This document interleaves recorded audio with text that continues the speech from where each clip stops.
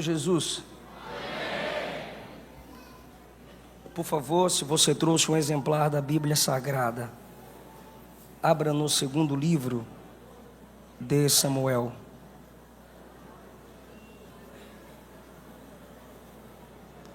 Segundo Samuel, capítulo 16.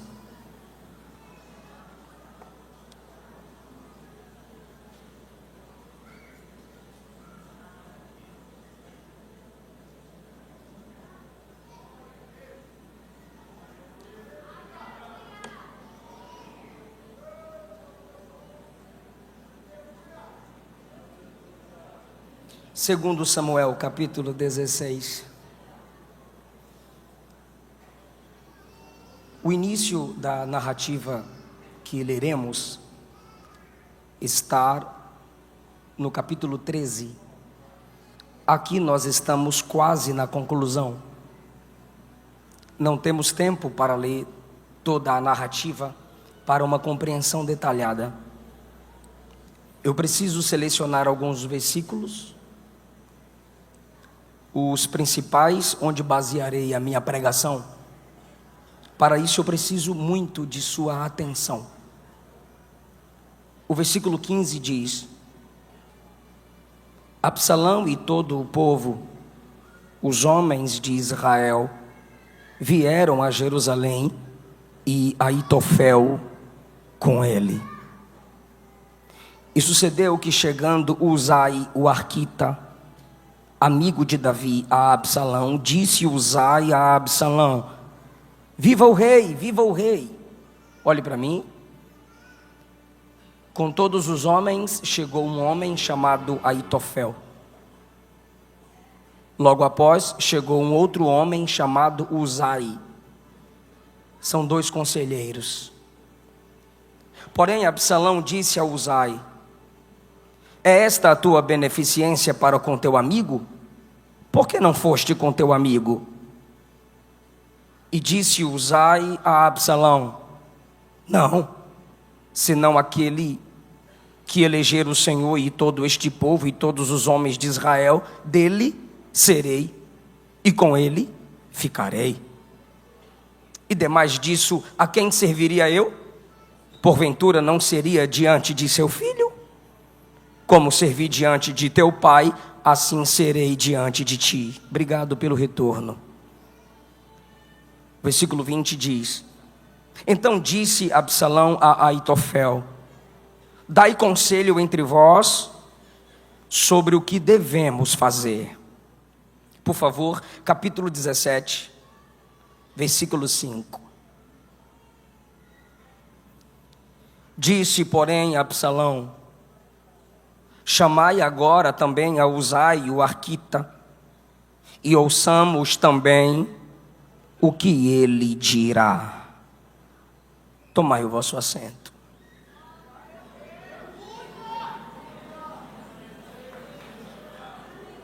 Eu quero expressar a minha gratidão por mais uma vez estar neste congresso missionário, onde Deus tem despertado corações e pessoas para amar a sua obra, fazendo esta obra.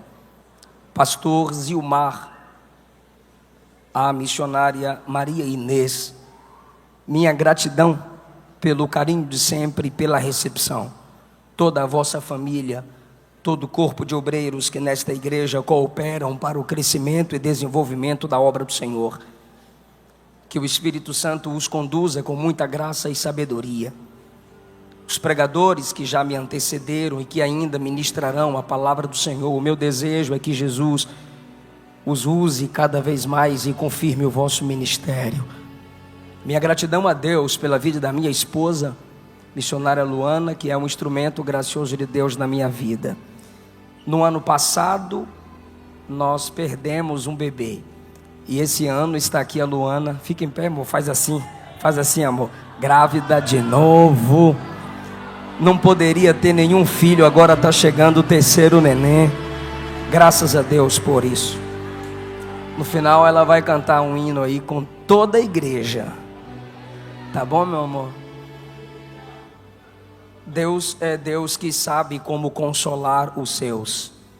No mês que Jesus tomou o meu pai para si, um dia depois que recebemos a notícia de que meu pai não escaparia da morte, e no dia que o Senhor tomou o meu pai para si, nós ouvimos o coração desse bebê bater. Eu quero expressar minha gratidão a todos que estão aí pelas redes sociais assistindo o Congresso dos Gideões, mandar um abraço a todos que pelo Instagram e pelo canal do YouTube estão acompanhando este culto festivo ao Senhor. Eu quero falar com vocês, subordinado ao tema Diálogos da Rebeldia. Diálogos da Rebeldia. Eu vou partir de dois pressupostos para pregar essa mensagem. O primeiro é a condição caída do ser humano. Num contexto de rebelião está Absalão, que quer se vingar de seu pai. Ele esperava um tipo de punição ao irmão Aminon, que havia abusado da própria irmã.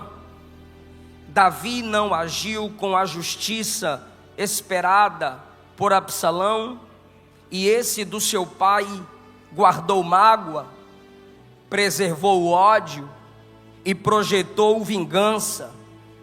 E no capítulo 16, ele está executando a vingança projetada.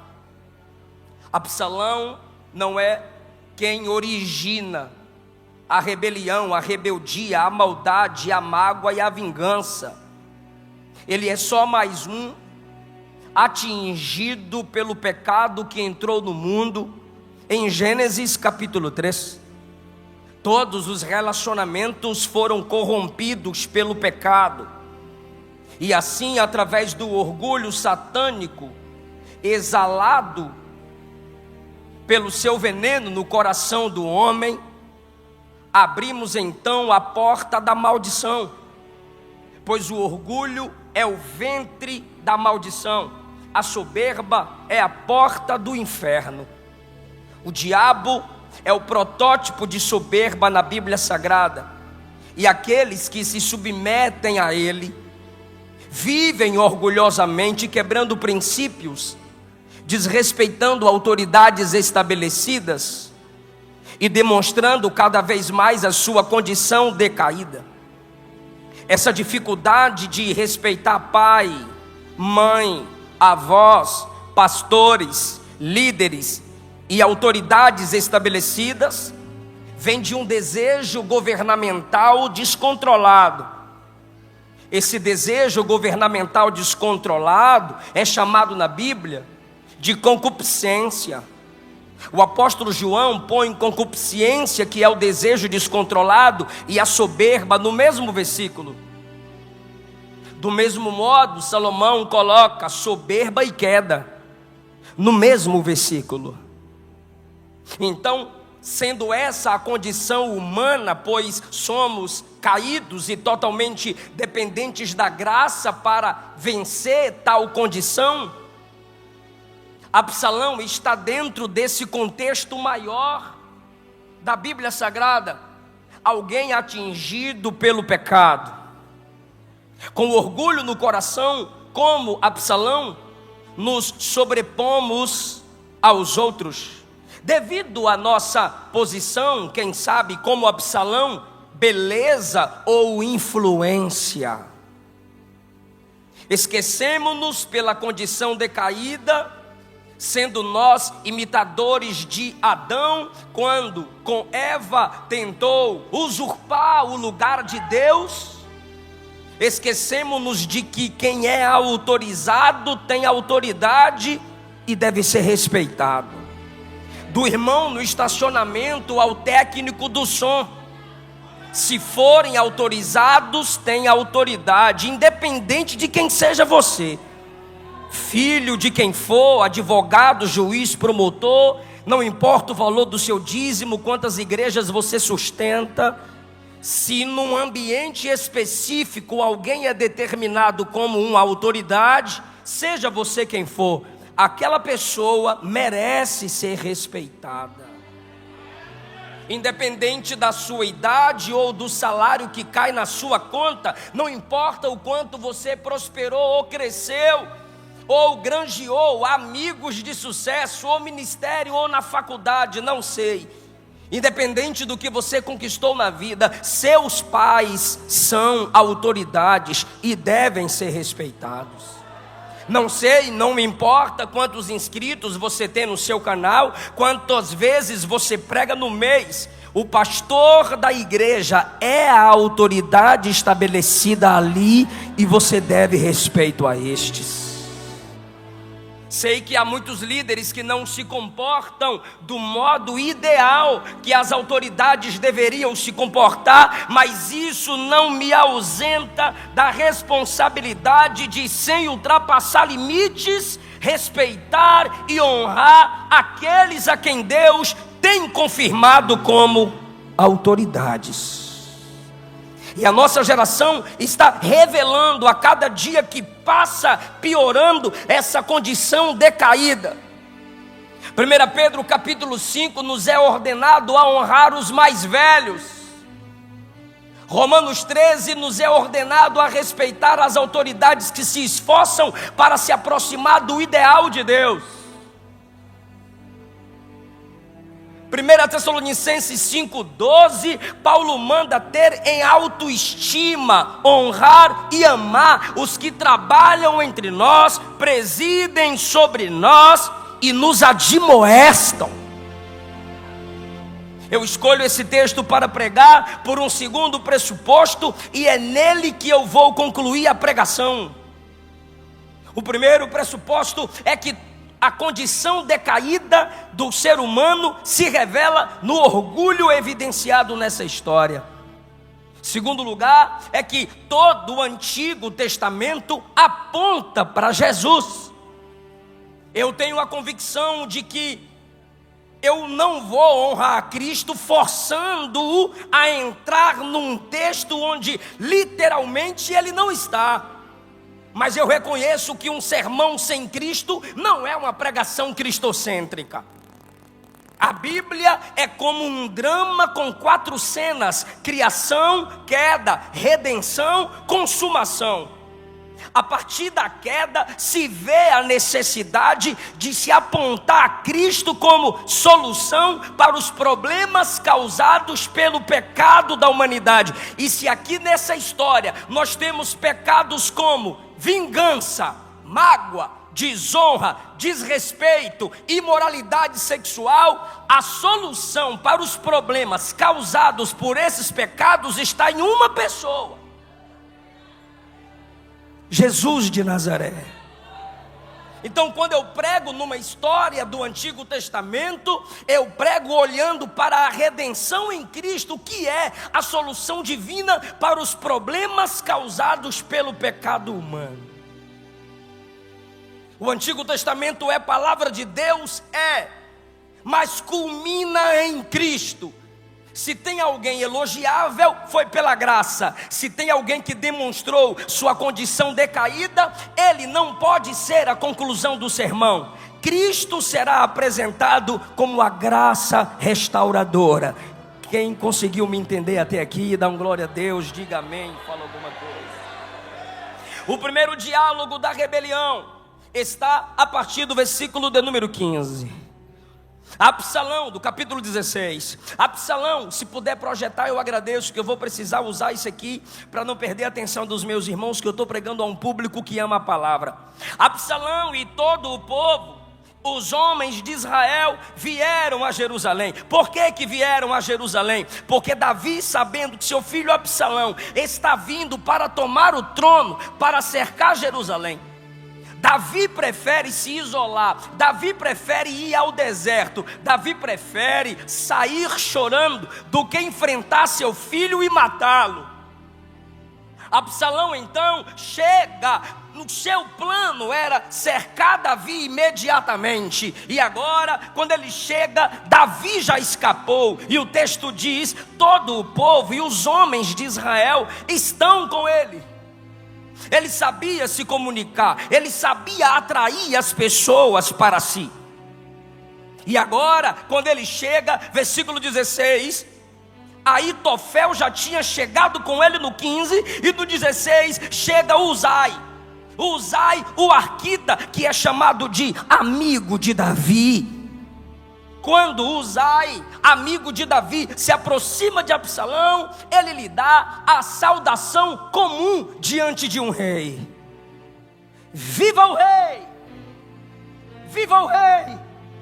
Porém, Absalão olha para Uzai e diz: é esta tua beneficência para com o teu amigo?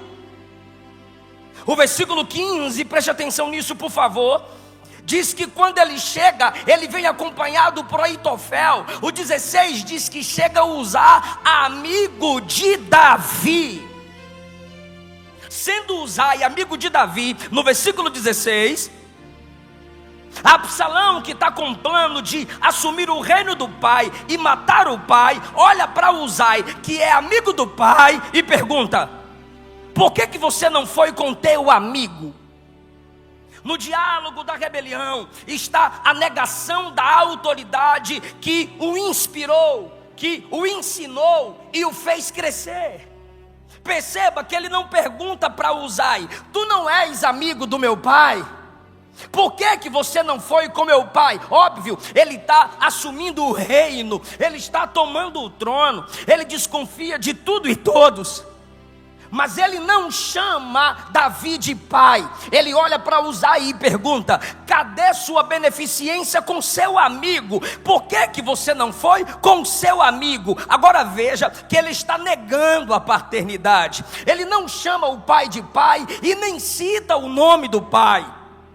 O diálogo da rebelião se inicia na negação da autoridade estabelecida sobre ele, na negação de quem o inspirou, negação de quem o ajudou a chegar onde chegou, o cancelamento público de uma comunhão estabelecida entre pai e filho, pastor e líder. Mas veja a resposta de Uzai para ele: não, eu serei beneficente e serei amigo de todo aquele que o Senhor eleger. Olha a resposta no 19: não estou eu diante do filho de Davi? E como eu servi seu pai, serei diante de ti. Enquanto ele nega que Davi é pai, Uzai diz: Davi é o seu pai. Como Pedro negou Cristo, como Absalão nega seu próprio pai, pessoas magoadas, pessoas revoltadas, pessoas vingativas vão abrindo mão de suas lideranças, vão abrindo mão daqueles que lhes inspiram, e eles se comportam com tanta mágoa, como se eles mesmos fossem a causa do que conquistaram, como se eles mesmos chegaram onde chegaram por si próprio, como se não dependessem de ninguém. Com mágoa do pai, por um breve tempo, ele toma o trono do pai, ele toma o povo do pai, mas ele nega a história do pai, ele oculta o nome do pai. Veja como isso pode ser crucial em machucar o coração de um líder, de um pastor. Atos capítulo 20, versículo 30, Paulo está num sermão de despedida, e ele diz assim no versículo 30, Atos 20: saibam que entre vocês mesmos se levantarão homens que falarão coisas perversas para atraírem discípulos após si.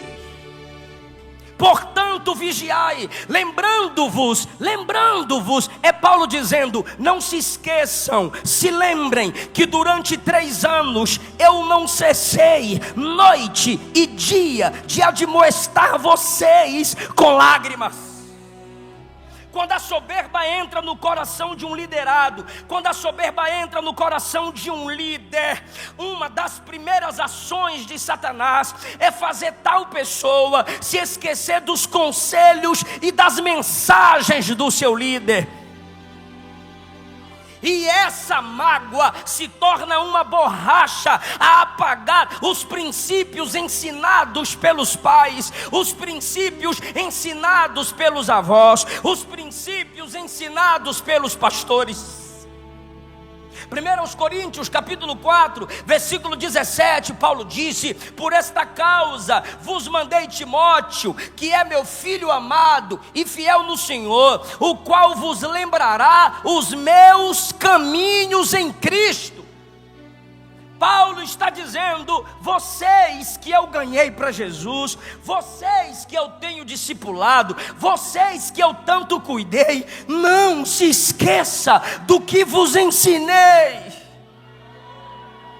Para tirar Davi do coração das pessoas, pois já estava fora do coração dele, Absalão se antecipava às pessoas e diziam: Davi não vai conseguir resolver o problema de vocês, deixa comigo que eu resolvo. Ele estava assim, criando a sua própria congregação, a semelhança de pastores propagandistas, que vivem se rebelando, cheios de ira, cheios de ódio, cheios de vingança, e prometem que sua igreja é um pedacinho do céu, mas na realidade é uma antessala do inferno, porque quem pastoreia ali é o imitador de Satanás, rebelde, revoltado e vingativo.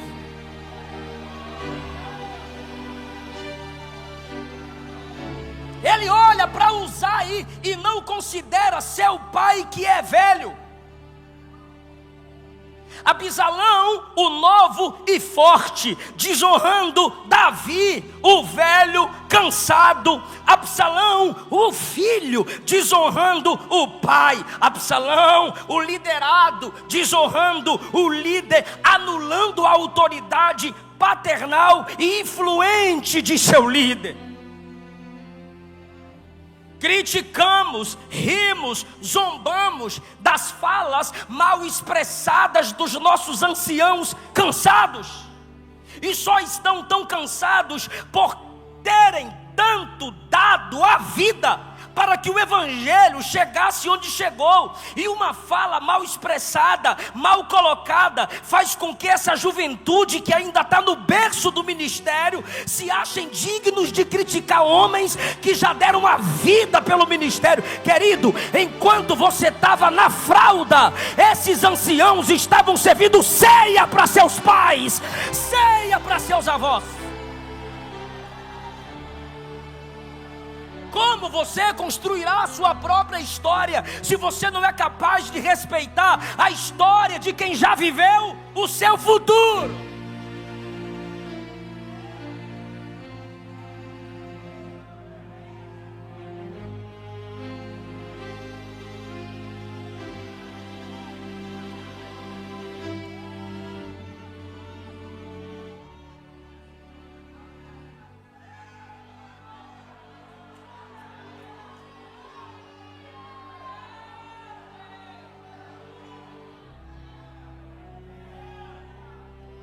Veja no diálogo da imoralidade agora, em segundo lugar. Versículo 20, então disse Absalão a Aitofel, lembrem-se que ele acabou de escutar o primeiro conselheiro, Uzai. Agora ele não se contenta em escutar o conselheiro Uzai, ele diz: eu preciso ouvir Aitofel. Ele olha para Aitofel e, querendo construir mais um diálogo de rebeldia, mais um diálogo de deslealdade, ele diz a Aitofel: e aí, me aconselhe, o que a gente deve fazer? Aí Aitofel vai aconselhá-lo dizendo no versículo 21, se deita com as concubinas de teu pai, e assim todo Israel ouvirá que você está aborrecível para com seu pai, e eles fortalecerão as mãos, e todos aqueles que estão contigo te apoiarão. Olha esse diálogo da soberba, do orgulho e da rebelião. Quer ganhar o apoio da massa? Olhe para mim, por favor. Eu sei que não é uma história tão contada. Se não é fácil para mim contar, vai ser difícil também se você não prestar atenção e entender. Um segundo diálogo da rebeldia é esse. Quer o apoio das massas para tomar o trono de seu pai? Quero. Quer ver o Israel inteiro te aplaudir? Quero. Quer ver Israel te abraçar? Quero. Cometa imoralidade sexual.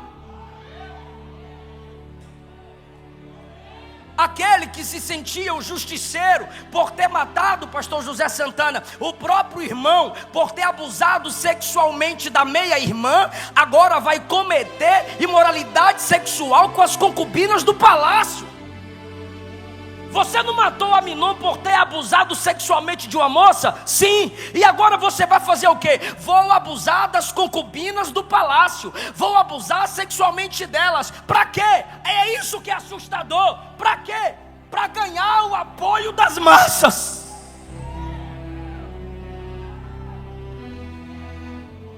Quer viralizar no TikTok, mocinha? Continue com suas danças imorais. Quer ter mais curtidas nas suas fotos? Continue alimentando a cobiça dos imorais com a exposição de seu corpo, que hoje é belo, mas um dia vai murchar. Corações orgulhosos, corações imorais se elevam acima do princípio da modéstia. Essa é uma geração pornográfica. E o assustador é o conselho de Aitofel, como combina com a nossa geração. As massas vão te apoiar, Israel vai segurar na sua mão, o povo estará, ganhei, obrigado, o povo vai estar com você. Então cometa a imoralidade sexual à luz dos olhos de todos. Parece com a nossa geração. Para protestar contra Davi, ele teve que forçar as concubinas a terem com ele relação sexual. Ei, uma das armas dos revoltadinhos é a imoralidade. Eu vou falar e você confirma se eu estou mentindo ou falando a verdade. Entre os jovens mundanos, as músicas mais ouvidas e coreografadas, ou seja, que geram as dancinhas imorais, fotos e vídeos com mais curtidas e viralizadas, imorais. Cantores e pregadores em alguns eventos mais badalados, imorais. Como protestam contra o cristianismo, colocando crucifixos em suas partes íntimas. Como o mundo protesta contra a família tradicional, criando a ideologia de gênero, pondo drag queen para dançar de modo imoral perante os olhos das crianças, e a Globo vai aplaudindo. Como protestar contra a igreja histórica e protestante, abrindo igrejas liberais, abrindo igreja inclusiva, colocando a plaquinha colorida, colocando gente que vive na prática do pecado para servir ceia, cantor e pregador no 3º, 4º casamento, pregando nesses púlpitos. Não são igrejas, são sinagogas de Satanás.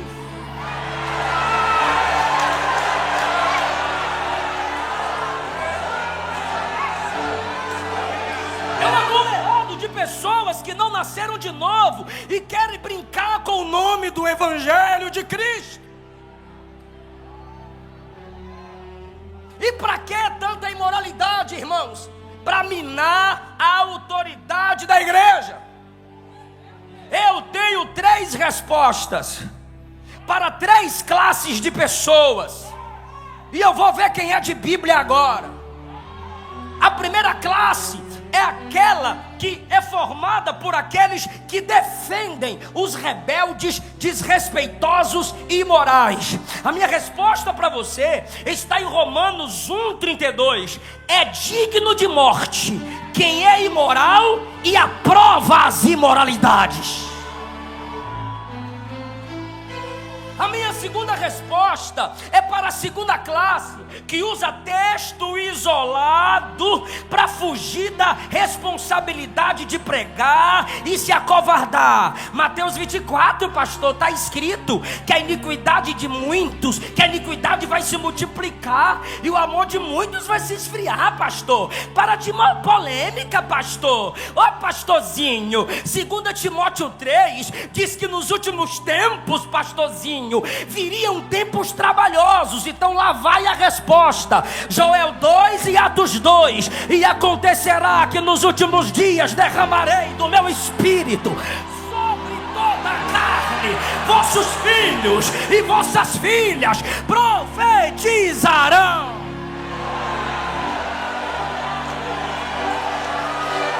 Tem gente que não entendeu. Se é nos últimos tempos que o inferno fala de lá para cá, é nesse tempo que a igreja vai falar daqui para lá, porque ela tem a autoridade da palavra.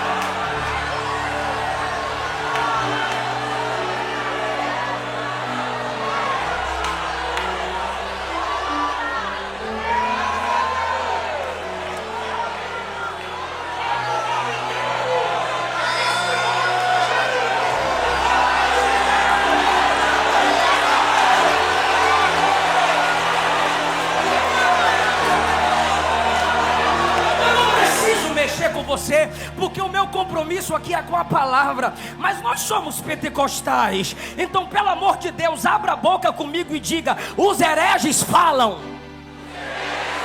Abra a boca, tá com medo de quê? Diga: os hereges falam. Os falsos profetas falam. Diga: a turma colorida fala. As seitas falam. Teólogos liberais falam. Eu não vou me calar.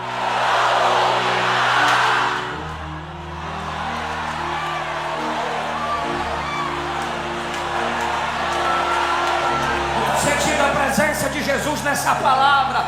Na história de Israel tem Davi que em fraqueza adulterou, tem Aminon estuprador, tem Absalão abusador, tem Sansão que se prostitui, mas tem Natã que confronta, tem Eleazar que crava com a lança os imorais, e tem Jeremias que denuncia, e tem João Batista que diz: devolve a mulher do teu próximo. Eu quero saber se ainda tem profeta nessa geração.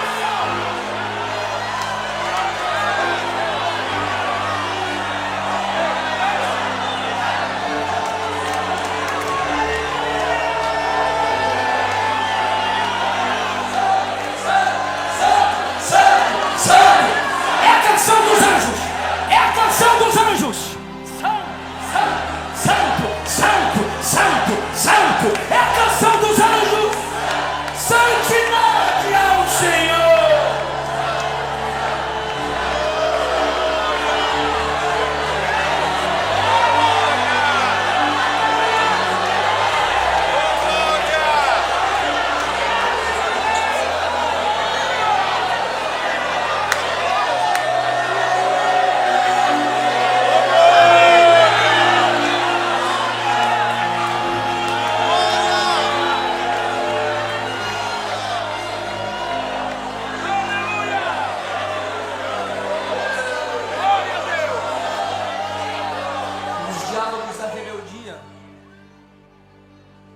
Pastor José,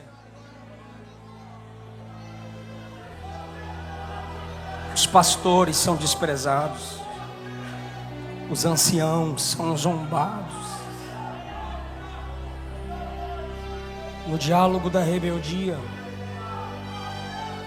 a imoralidade sexual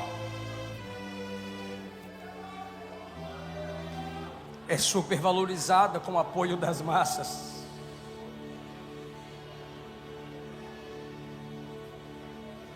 Terceiro lugar, no diálogo da rebeldia, as palavras dos homens são colocadas no mesmo nível da palavra de Deus. Versículo 23 do capítulo 16. E era o conselho de Aitofel que aconselhava naqueles dias, como se a palavra de Deus se consultara.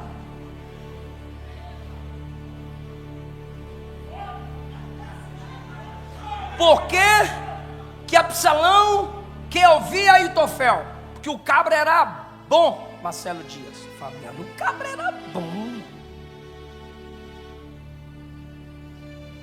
Ele era tão bom no aconselhamento que Absalão disse: eu quero ouvir Aitofel, porque quando ele fala é no mesmo nível da palavra. E é assustador o versículo 23. Vou pedir de novo, dá para projetar?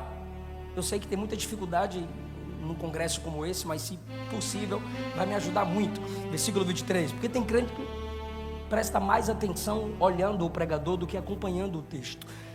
Entende mais. Versículo 23, era o conselho de Aitofel que se aconselhava naqueles dias. Era um reconhecimento social e público, como se a palavra de Deus se consultara. Tal era todo o conselho de Aitofel. Assim, agora que é assustador, assim para com Davi, como para com Absalão. Absalão olhou e disse: se meu pai diz que quando Aitofel fala é como se a palavra de Deus está sendo falada, então para mim será a mesma coisa. Então por que para o público lá embaixo a palavra de Aitofel tem o mesmo nível da palavra de Deus? Porque o líder Davi considera assim.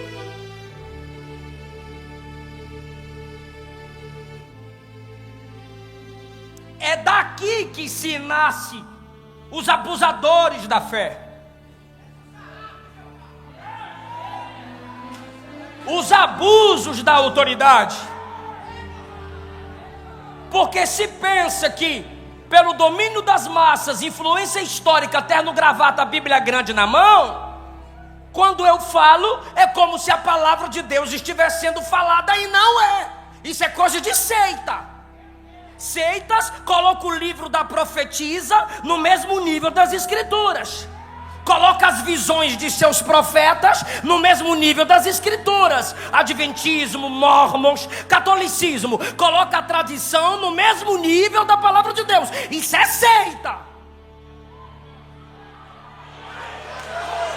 Palavra de homem algum, palavra de igreja alguma, nenhuma influência humana tem a mesma autoridade das escrituras.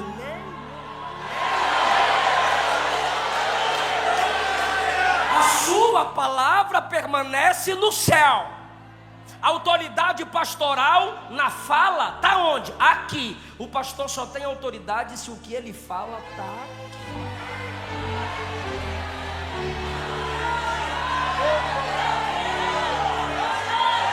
A pregação evangelística só tem autoridade se estiver baseada aqui. Se esse livro em qualquer ambiente estiver abaixo de todos os livros, não se entristeça, é porque o livro é a base de toda a sabedoria. Se esse livro estiver no meio de todos os livros, não se entristeça, ele é o centro da sabedoria. E se esse livro estiver acima de todos os livros, pode se alegrar, porque a sabedoria desse livro está acima da sabedoria de qualquer outro tipo de conhecimento. Não coloque palavra de profeta nenhum no mesmo nível das escrituras.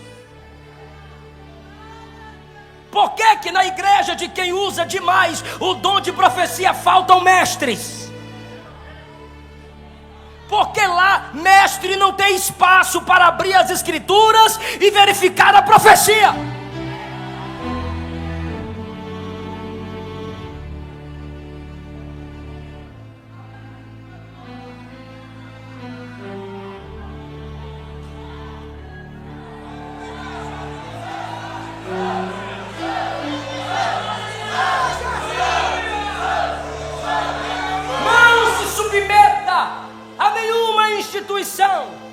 A nenhuma regra humana que não se submeta ao crivo da palavra. Agora, quem se presta a tal serviço? Que não conhece a palavra. Porque a única resistência contra esses que colocam a Bíblia no mesmo nível da palavra de homens é uma igreja que abre a Bíblia. É uma igreja como os bereanos que consulta as escrituras. Agora vejamos. Aitofel vai concluir o seu conselho no capítulo 17, para eu caminhar para a conclusão. Disse mais Aitofel a Absalão: deixa-me escolher 12.000 homens e me levantarei e seguirei após Davi esta noite. Olha o que ele está dizendo. Quem está me ouvindo? Você quer matar Davi, Absalão? Quero. Você quer assumir o reino? Quero. Olhe para mim. Eu tenho acesso a 12.000 homens agora. Eu sou amigo de Davi. Eu levo os 12.000 homens. Eu chego lá. Sendo amigo de Davi, eu mato Davi. E não adianta para onde ele tentar fugir. Olha o versículo 2 agora. Davi está cansado. Capítulo 17, versículo 2. Fraco das mãos. E é verdade. Eu o espantarei. Fugirá todo o povo que está com ele. Eu ferirei o rei só. Eu ferirei o rei. Absalão, você não vai precisar manchar suas mãos. Irmão, por favor. Esse conselho é top. É o conselho top. Para quem quer matar o pai, assumir o trono, é o conselho top. Eu sou amigo dele. Eu vou chegar com o exército de 12.000 homens e eu falo assim, Davi, é o Fefel. Ô meu amigo, chega aí. Quando eu abraçá-lo, eu pego a espada aqui, eu mato ele para tu. O trono é teu. Olha o que Aitofel continua dizendo: farei tornar a ti todo o povo, pois o homem, Davi, a quem tu buscas, é como se tornassem todos. O que ele está dizendo é: todos que são seus inimigos calariam, parariam de ser contra ti, se a gente matar Davi. Então de uma vez só eu acabo com todos os seus problemas. Aí o versículo 4 diz: esta palavra pareceu boa aos olhos de Absalão e aos olhos de todos os anciãos, até os mais velhos, caindo no papo da rebeldia, deslealdade e engano. Porque não são os anos de vida do homem que lhe dá sabedoria. Jó 32, o amigo mais novo de Jó, diz que o que dá sabedoria ao homem não é o tempo vivido, é o conhecimento que o Todo-Poderoso dá. O próprio Davi disse que é a palavra de Deus que o torna mais sábio do que os mestres. Os anciãos estão concordando com o conselho de Aitofel, e Absalão quer rapidamente vencer o pai e assumir o trono. É boa, legal essa palavra, muito top. Só que de repente, eu vou fazer uma pergunta para quem conhece o todo da Bíblia, e por favor não me decepcione: quem está no controle de todas as coisas?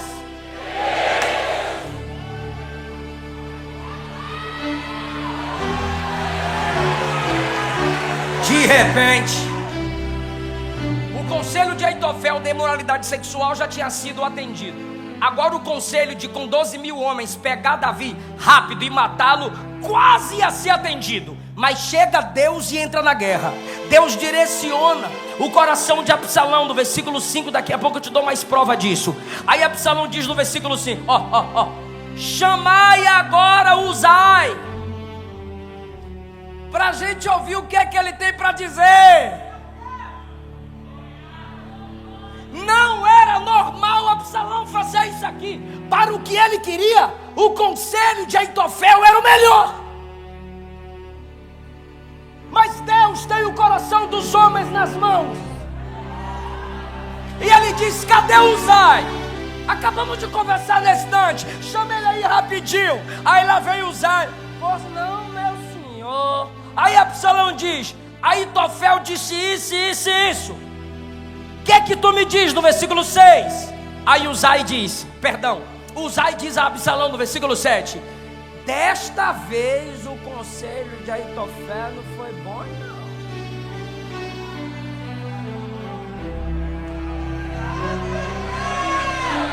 Eu sei que ele é bom, mas desta vez não foi legal, não. Aí Absalão, quem está no controle? Continua aí, nesse fogo, muito bem. Aí Uzai disse, Uzai, versículo 8, versículo 8, versículo 8, versículo 8, versículo 8, versículo 8, meu Deus. Versículo 8: 8. Ah, tá aí. 8. Disse mais Uzai. Agora. Lembra? Vota. Ó, o 17:2. 17:2. Depois a Luana faz o pix. Olha o que Aitofel diz. Olha o que Aitofel diz. Tá cansado, frouxo das mãos, facinho de ser espantado. O bichinho tá fraco. É só eu chegar, porque Davi é fraco. Olha como ele desonra a liderança no diálogo. Aí vem Uzai agora. 8. Olha Uzai. 8.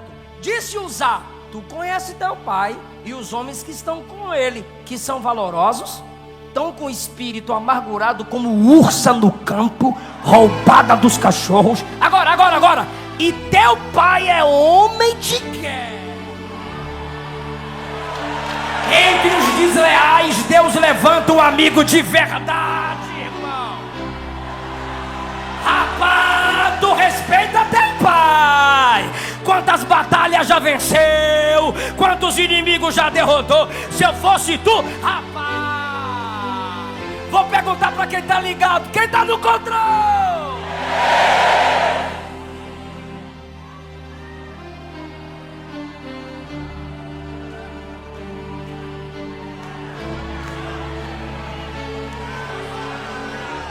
Olha o que ele diz no versículo 9. Vocês olham para cá e eu olho para cá, ó. Eis que agora Davi, como homem de guerra que é, está escondido em alguma cova. Ele não está no meio do povo igual Aitofel falou, não. Ele está dentro de alguma cova. E é o seguinte: quando alguém tentar pegar ele dentro de uma cova, ele mete a espada. Quando um dos seus guerreiros caírem, olha o que Uzai está dizendo. Quando um dos seus guerreiros caírem, o guerreiro caiu aqui, ó. O Aitofel está com 12 mil. Aí agora caiu 11.999. O camarada de 11.998 vai olhar para o 11.999 e vai perguntar: o que aconteceu aí? Aí o 99 vai dizer: o 12.000 caiu. Aí o 99 vai falar para o 98: Davi já matou um. Isso é Uzai falando.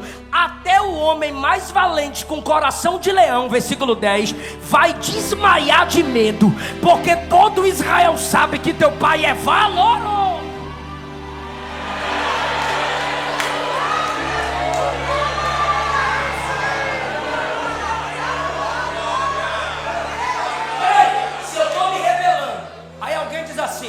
É fácil, a mensagem dela é ruim, a igreja dela é fraca, aquele setor ali é top, e os empresários tá tudo com tu, e tu sabe os podres dele tudo, então é rápido, é Aitofel. Aí vem o Uzai cá e diz assim: rapaz, ele é top, ele é guerreiro, ele é experiente, tem muita gente com ele, ele não cai fácil não. Eu olharia pro Uzai e diria: cai fora, velho. Eu tô querendo o trono e tu dizendo: Imael, vaza! Prefiro Aitofel. Olha ainda o que o Uzai vai falar. Projeta. O 11. Ó, o 11. Eu, porém, aconselho. Aitofel aconselhou. Agora é Uzai. O conselho que eu te dou é o seguinte: com toda a pressa, ajunte a ti todo Israel, desde Dan até Beceba. Olha só se não é mais fácil o conselho de Aitofel. Aitofel diz: eu já tenho 12 mil, eu vou lá agora à noite e eu mato Davi para tu. Aí o Uzai diz assim: não, 12 mil não, Davi é o cara, rapaz. Fala o seguinte: chame todo Israel, todinho, tudão. Chama todo Israel, de porta em porta, um por um, e traga uma multidão como a areia do mar. E tu mesmo em pessoa vá para matar teu pai. Eu diria: cai fora, varão. Perceba que Aitofel disse: eu mato ele pra você. Uzai diz: vai tu. Vou perguntar só para quem tá ligado: qual conselho era mais fácil a se seguir? Você é o povo inteligente. Vou perguntar para provar no texto. Quem está no controle?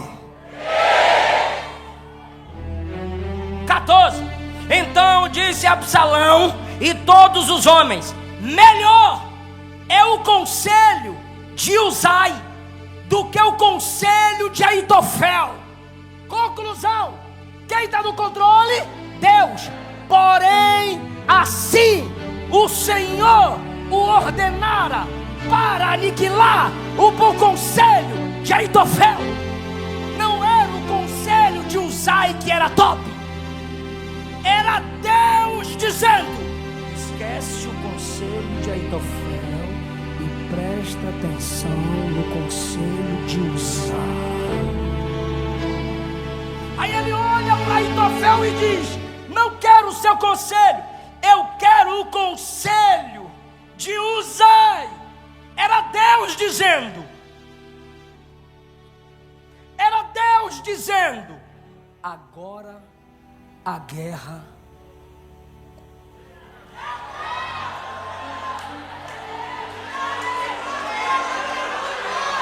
Quando você vive na prática do pecado, do orgulho, da mágoa, da vingança, seu inimigo muda de nível.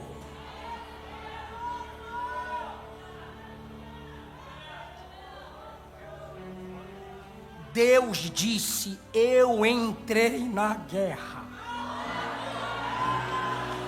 Deus disse: eu estou na batalha. Eu vou perguntar para quem está ligado: o conselho de Aitofel foi anulado, sim ou não? Sim. Quero mais uma resposta. Quem estava no controle? Sim. Agora, pergunta para mim: por quê? Por quê? Posso responder?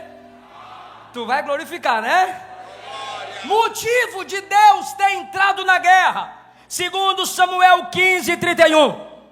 Fizeram saber a Davi dizendo: Aitofel está entre aqueles que se aliaram a Absalão. Então Davi orou: ó Senhor, transforme em loucura o conselho de Aitofel. Pastor, eu não entendi. Cuidado, tem gente se rebelando contra quem tem depósito de oração no céu.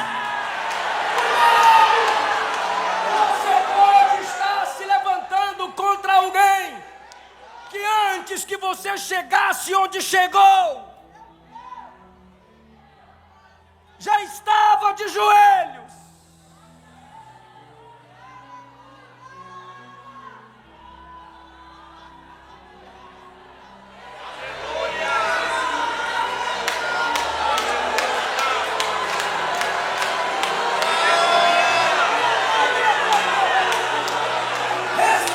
Seus pais, antes de você nascer, já estavam de joelhos por você. Respeite seus avós, antes de você nascer, já estavam de joelhos por você. Respeite seus pastores, antes que você iniciasse na fé, eles já estavam orando nas madrugadas. Cuidado, cuidado, cuidado.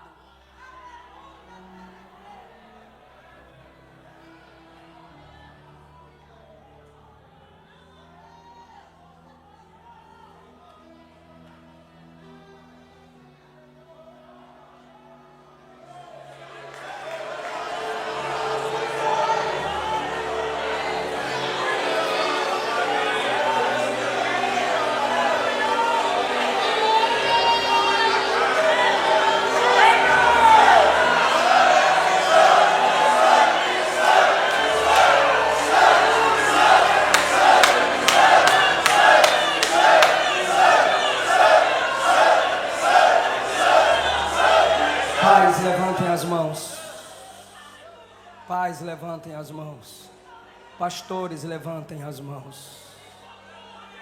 Ele converterá o coração dos pais aos filhos e dos filhos aos pais. O príncipe da paz estabelece a paz na sua casa, na sua família. Tu não vais perder esse rebanho para rebeldia, para deslealdade, para Satanás. Tu não vais perder os seus filhos para Satanás. Porque você tem oração depositada lá.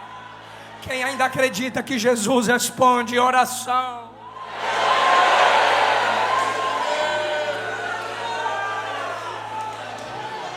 Sua casa é fruto situação, Deus anula o conselho de Aitofel.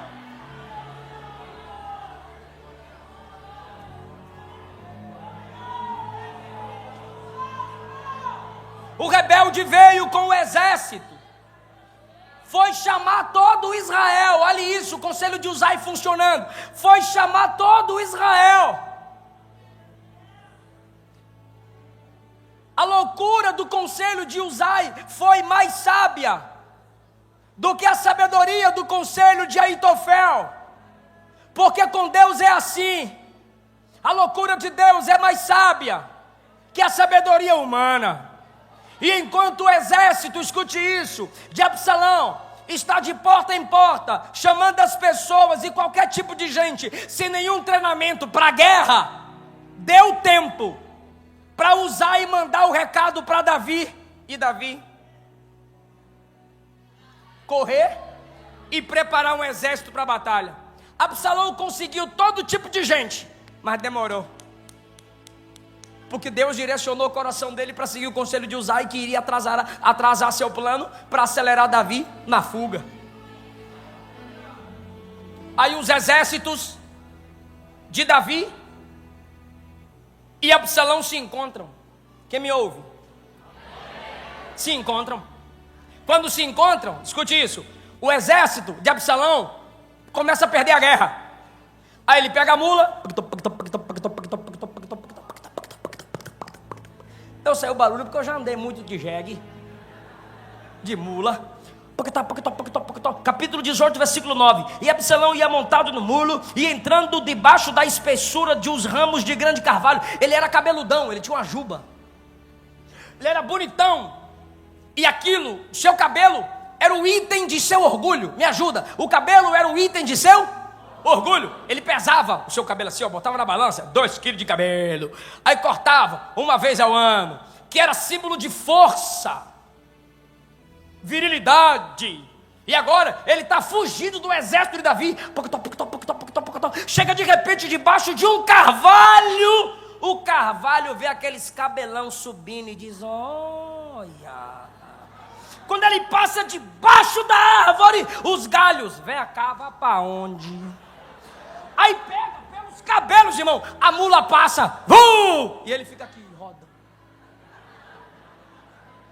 Roda.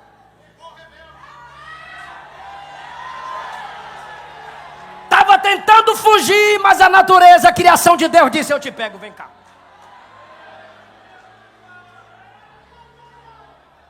Aí agora ele está pendurado assim pelo cabelo e vai tentar, quem sabe, né? Tentar cortar, mas a espada foi na mula. De repente alguém o viu e disse: Jobe, oi, Absalão, tá ali, ó, pendurado-se pelo cabelo, rodando para lá e para cá. Aí Jobe disse: tu não matou não? O cara disse: não, é filho de Davi, Davi falou que não é para matar. Aí Jobe pegou 3 dardos, 2, 3, e o acertou. Os jovens ali ao redor foram lá verificar e tome-lhe.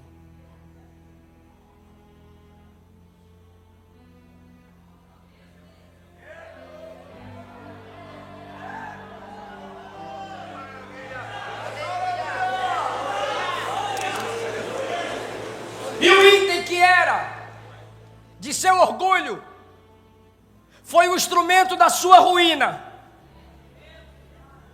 E pendurado num madeiro, numa árvore, pendurado o descendente de Davi agora, rebelde, vingativo, morre. Como exemplo de que rebeldia não compensa. Vingança não compensa. Deslealdade não compensa. Imoralidade não compensa. E por que Deus preserva Davi? Ele é a lâmpada de Israel. E um dos motivos dele ser a lâmpada de Israel é ele iluminar a mentalidade daquele povo, através dos salmos, sobre um outro descendente.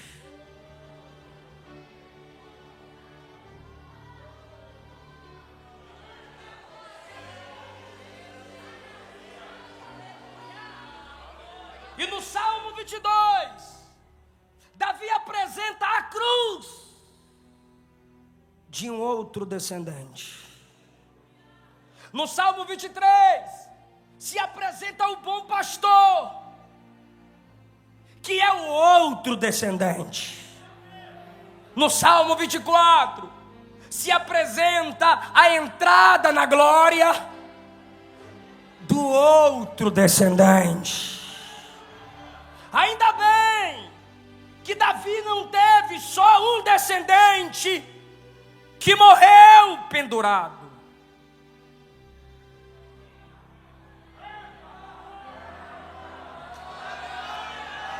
Tem outro descendente de Davi que morreu pendurado no madeiro.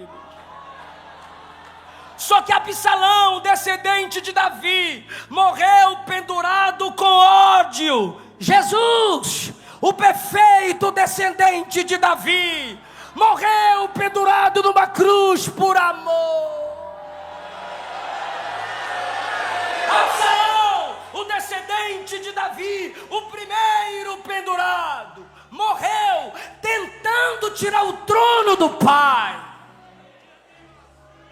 O outro descendente perfeito de Davi, que é Jesus, morreu para nos tirar da escravidão e nos fazer reinar com o Pai.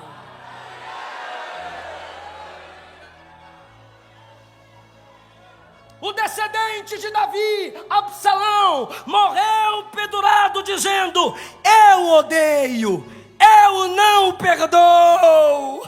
Mas o outro descendente de Davi, Jesus, morreu dizendo: Pai, perdoa. Se o descendente de Davi, Jesus de Nazaré, não morre, todos nós morreríamos no pecado de Absalão. Vou repetir.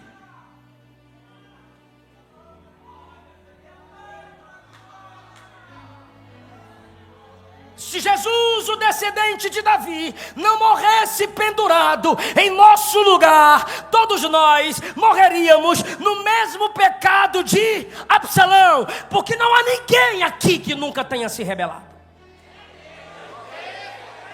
Não há ninguém aqui que nunca tenha quebrado o princípio de autoridade. Não há ninguém aqui que nunca tenha tido desejo de vingança. Não há ninguém aqui que nunca tenha cometido o pecado da ira, da raiva.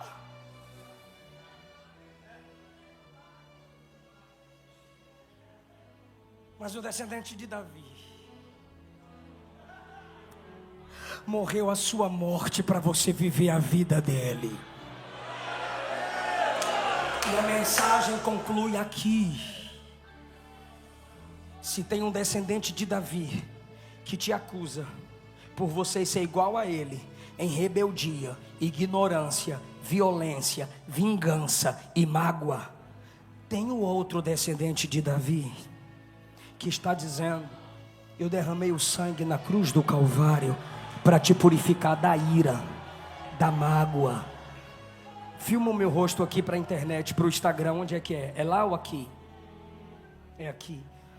O outro descendente de Davi que morreu na cruz do Calvário, ele não apenas perdoa a sua ira, não apenas perdoa a sua mágoa, não apenas perdoa seu desejo de vingança, não apenas perdoa a sua rebeldia. O filho de Davi perfeito, que é Cristo, além de te perdoar, ele te lava, ele te purifica, Ele te restaura e Ele tira de você esse caráter de Caim. Ele tira de você esse interior de Absalão. Ele tira de você essa mágoa e ira e deslealdade de Judas e forma em você, pelo poder do Espírito Santo, o caráter de Cristo. Oh, filho de Davi, quem pode, agora eu vou pedir, quem pode levantar a mão e adorar o descendente de Davi, que reina para sempre?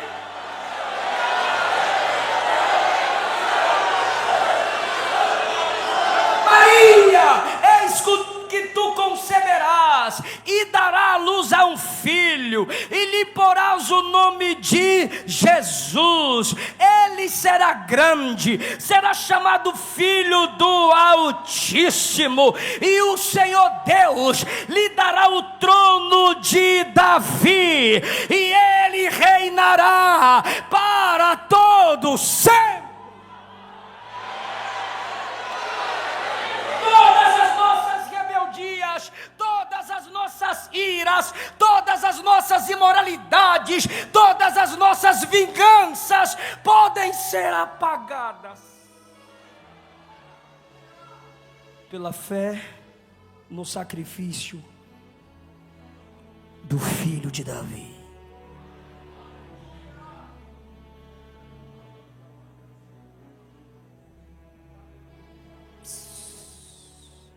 Prepara o playback da minha esposa.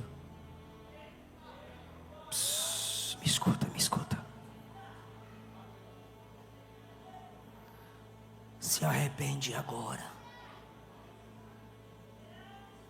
Se arrepende hoje.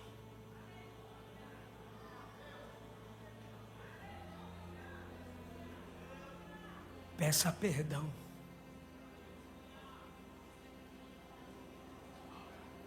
Porque a graça está disponível para te lavar. Se humilha. Não precisa morrer entre terra e céu. Dá para ter paz na terra esperando pelo céu. Jesus está limpando corações aqui hoje. Limpa-nos, ó Deus, de toda mágoa. Limpa-nos, ó Deus, de toda angústia. Solta o playback, porque a igreja inteira vai cantar isso aqui. E seremos lavados de ira, mágoa e contenda.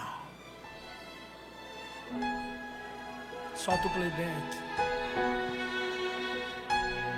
É isso. Bora cantar o Evangelho.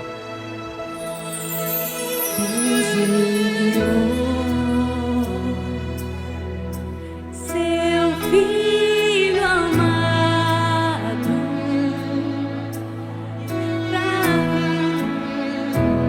pra perdoar, pra te salvar, diga, pra me salvar. Mas foi na cruz, morreu. Fica em pé, irmão. Nós. Fica em pé, irmão. Por meus pecados, mas ressurgiu e vivo. Se você se afastou do Evangelho O Pai está. por mágoa, Vamos declarar. ira, desejo de vingança, Porque Ele vive. Declara. volta para Jesus agora. Porque o Senhor vive na Vem aqui na frente se você se afastou do Evangelho e quer ser livre da mágoa, do rancor, da ira. Ou você que nunca entregou sua vida para Jesus, mas hoje você quer recebê-lo como seu único e suficiente Salvador. Eu quero orar por você aqui na frente. Eu só quero aqui na frente quem se afastou e quer voltar para Jesus. E quando Enfim, canta Canta, irmão. Chegará. Cadê a primeira pessoa que vai voltar para Jesus aqui na frente?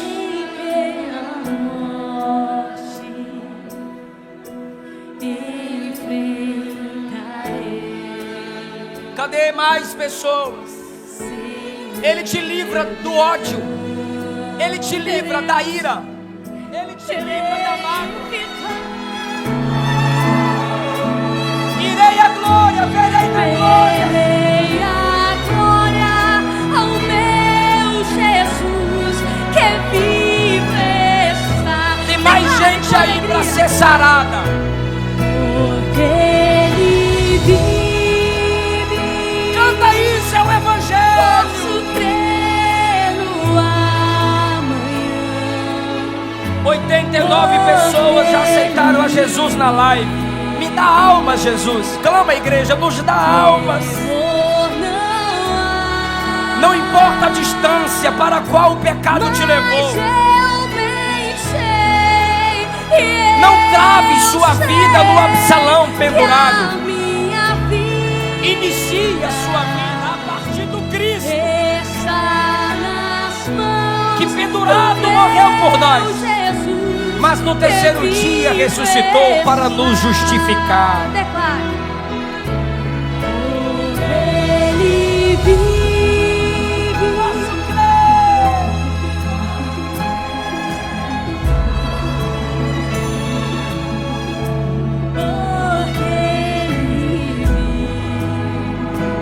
E conhecereis a verdade vos libertará. Se pois o Filho vos libertar, verdadeiramente sereis livres. Se creres com teu coração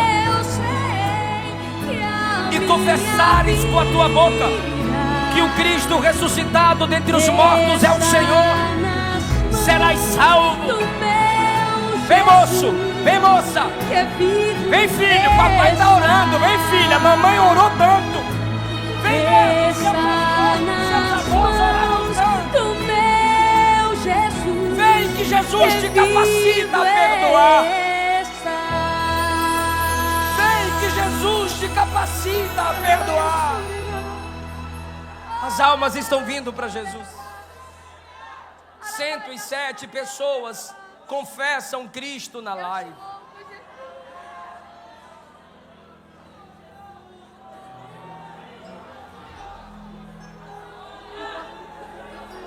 Convida essa pessoa para vir à frente e a gente orar por ela.